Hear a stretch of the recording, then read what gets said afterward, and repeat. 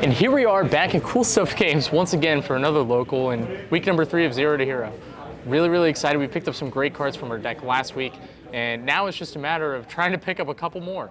We're currently negotiating a trade for some other hand traps. Really excited about that. So let's just go ahead and crack right in and see what we're dealing with.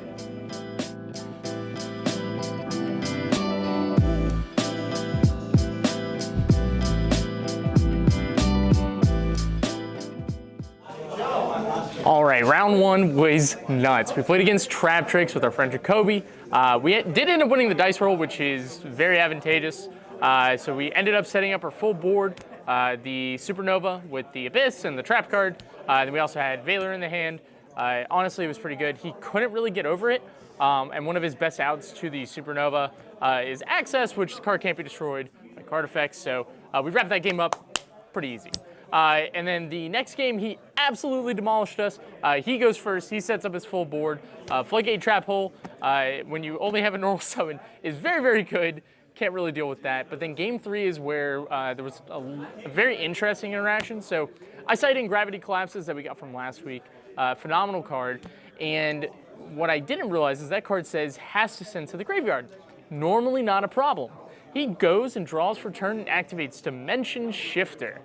So then we duke it out a little bit, and it still ended up pulling away the win, but when half of your back row is just neutralized by the Dimension Shifter because you can't send anything to basically end the turn, it felt rough in the moment. But then we looked at his hand, and he had a lot of normal summons. So we ended up pulling that away with a stroke of good luck, and now we're on to round 2.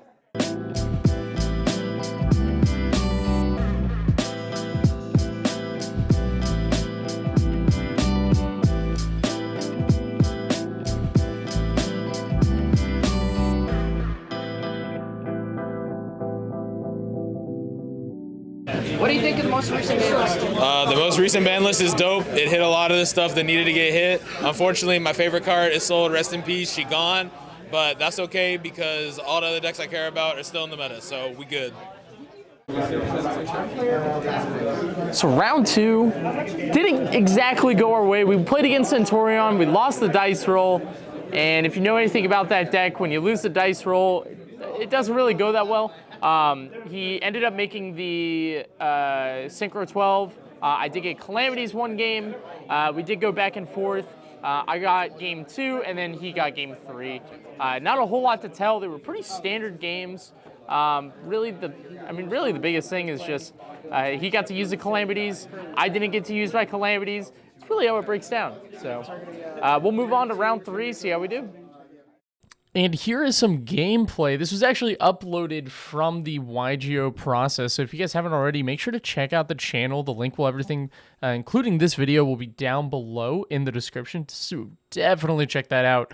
But just taking a look here, this is us going second. We played against Speedroid, and we're just having a really good time breaking the board.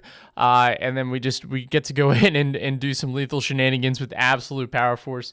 It is one of my favorite cards at the moment to side going second. It's a searchable one of. It does a lot of damage for no reason, and it just goes in for the surprise kill a lot. So really exciting. Definitely check out the replay, like I said, on the YGO process. But spoiler alert, we ended up winning this match. So yeah, let's go ahead and move into round 4.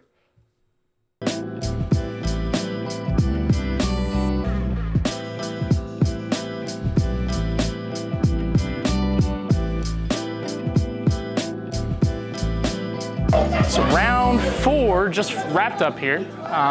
Played against Centurion again. Looks like that's our kryptonite, is what it is.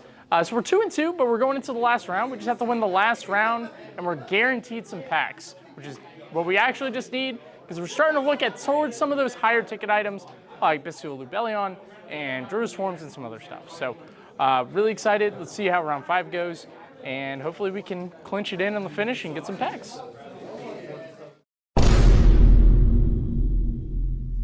5 rounds in the Cool Stuff Thursday Night Division. We cut to top 8 for your top 8 pairings. Whatever. In first place, he's known as the true, the tried, the greatest, the mighty, the righteous, the one and only, the Rockadillion, Bradley, Optimus Brad Joseph. Turns out I was completely wrong. Even though we won our round 5, there were 5 people that were X2, which means only 3 of them were going to make it. With only 3 wins and 2 losses, it was a bit of a shakedown, and we've got the YGO process announcing everybody here, and my heart is just beating over and over as it's going down the list. I don't hear my name. We're going down to 5th place, to 6th place, to 7th place, and then when he hits the bottom of the list, this happens. And in 8th place, the true, the tried, you know him best. He came, he conquered, the zero to hero competitor, Brian. And with just a huge stroke of luck, we were able to secure 8th place and get some packs.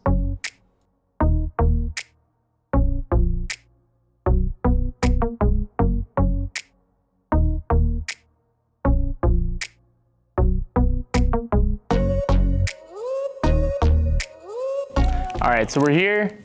We got top 8. Thank goodness. We definitely need some more product here. We got 5 packs here of Valiant Smashers. Running it back. Some of the things we're looking for, honestly, is just another 3rd Gravity Collapse, or we can get that Synchro card, the trap that just lets us Synchro summon. Nothing too fancy. And if we can get some Ultras or anything like that, that will definitely make some value. So let's get this cracking. All right, first pack. We've got a Supply Squad. Gravity Collapse, a Centurion Phalanx, it's probably, I don't know, 20 cents. Valhalla, Imperial Custom, Magic Planter, and Angel of Zera. Not exactly what we're looking for. But we got a Valiant, or not Valiant, Centurion, super rare, so at least it's something. Might be worth maybe $1. Can get us another hand trap, hopefully. Next up, Draco Berserker, the Tenyi, Foolish Burial, unfortunately we already have that. Another Valmonica Super. Those unfortunately are not worth a whole lot. Mechlord Weisel. Never seen this card in my life. Another Memento card and an Honest. Not doing a whole lot with those. Let's keep it going. But hey, we're building the collection. And we can maybe do like a mass bulk trade or something eventually. Synchro Transmissions, another good card. That's what we were talking about before, the one that lets us Synchro. Maybe we could play like 3 and 2 or something. Dark Honest. Another Centurion card. Baguska, didn't realize this was in here. This could actually maybe come up if we need to like spam level 4s. Trick Clown, okay. So nothing too crazy out of those packs, but we got 2 more. Let's see what we can pull. We got another Mechlord, everybody's favorite archetype.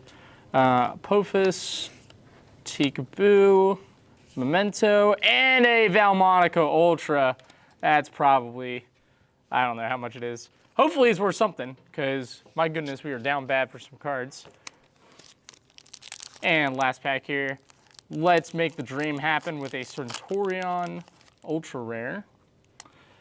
Memento Bone, another Gravity Collapse, and a Valmonica Super Rare, Tikaboo, Summoner Monk, Memento, and a Terraforming. Not bad. We got another Ultra. We'll price that out, see what it's worth. Maybe it's worth something, and then we can see what we can get. So, all right, and we're here with the deck profile today. Let's just go ahead and jump in. I want to start with the non-engine this time to highlight some of the trades that we made. So we ended up picking 3 Effect Veiler up, and we picked up some other cards in our side deck now. For this, we traded away our 3 Pot of Extravs and a Calamity to pick these up, and some of the other stuff as well. It's in the side deck right now. I don't want to show that right away, but it's in there. So we've got to pick that up. This card was phenomenal. The Effect Negation, it's a hand trap. Like, Effect Failure doesn't really need an explanation. But something to point out, it does have the added benefit of being a tuner, right? So some of the older Yu-Gi-Oh players know all about this. And it can come up in like awkward board states. It hasn't yet, but it's pretty cool. Still rocking the 3 Imperm, rocking the Call by the Grave. And then we're still rocking the 1 Golem and the 1 Red Zone. The fact that there's searchable disruptions is really important. The 1 Foolish Burial has been really solid. It's just a 1-card starter. That's probably not getting cut anytime in the future. 3 Resonator Command. Not sure where I stand with this card yet. It does really trade anything away to get another thing. So if we're missing a piece and we need to grab it, that's what this does. Really, the only time I really like using this card is by discarding the vision, so that way we get a search and we get another search. So that's really nice. But other than that, I mean, it's mediocre, right? Because we're going, 1 for 2. Resonator Call, solid. Crimson Gaia, at this point, we've talked enough about this card. It has like 3 different effects. Phenomenal. It doesn't really need justification. Crimson Gaia is never getting cut down. That card is staying in 3.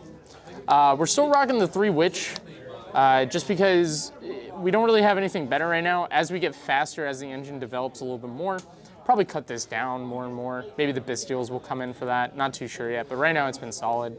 And it can also search Veiler, which is huge. And then in our side deck, we have DD Crow. So Bone Archfiend at 3 doesn't really need an explanation. This is our 1-card starter with Foolish Burial, helps us get all of our pieces.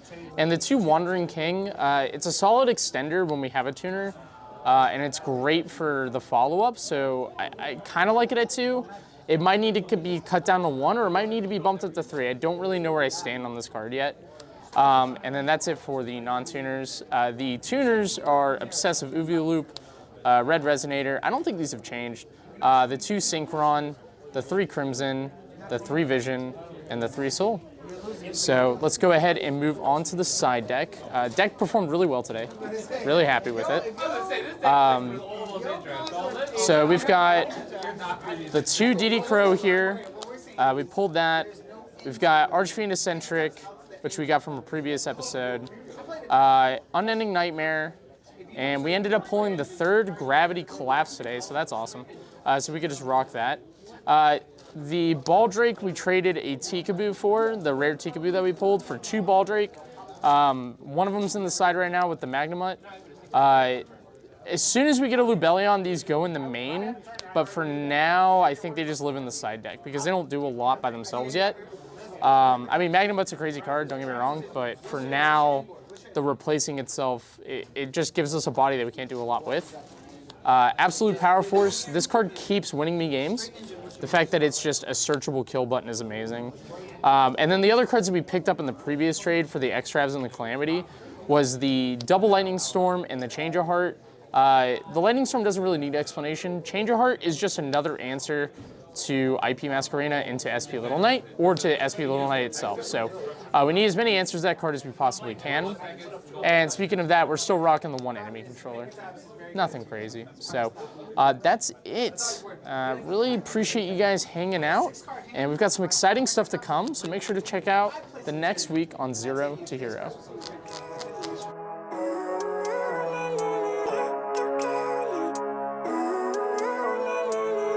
Living life, every day, late at night, not okay. All I want, and I pray, all I need are some better days. Fuck me, I'm looking in the mirror, so foggy, but I've never seen clearer. I don't really think anyone can save me.